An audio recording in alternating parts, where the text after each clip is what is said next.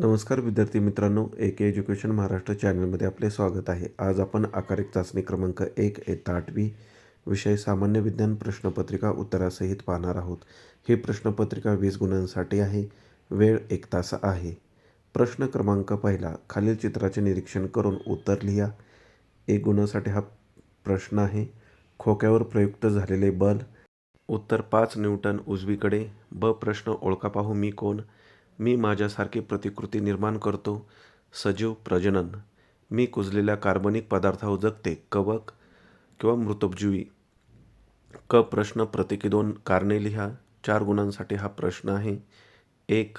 मधुमेह, आनुवंशिकता किंवा लठ्ठपणा, व्यायामाचा अभाव किंवा मानसिक ताणतणाव. 2. हृदयविकार, धूम्रपान, मद्यपान व उच्च रक्तदाब. मानसिक ताणतणाव, शारीरिक श्रमाचा अभाव व अनियंत्रित आहार. प्रश्न क्रमांक 2 अ, फरक लिहा.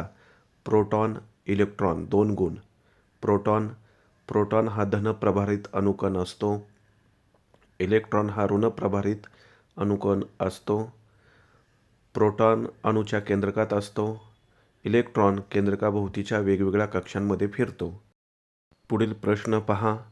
प्रत्येकी 2.5 व्होल्ट विभवांतराचे विद्युत घट खालीलप्रमाणे बॅटरीच्या स्वरूपात जोडले आहेत, तर बॅटरीचे एकूण विभवांतर किती?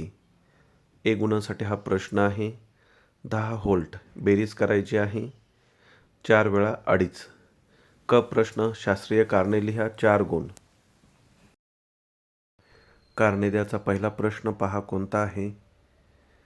धरणाची भिंत तळाशी रुंद असते. उत्तर, द्रवाची खोली वाढेल तसा द्रवाचा दाब वाढतो. धरणात साठवलेल्या पाण्याचा दाब तळाशी सर्वात जास्त असतो. हा प्रचंड दाब सहजपणे पेलता यावा व धरण मजबूत राहावे म्हणून धरणाची भिंत तळाशी रुंद असते. 2. अणूचे सगळे वस्तुमान केंद्रकात एकवटलेले असते.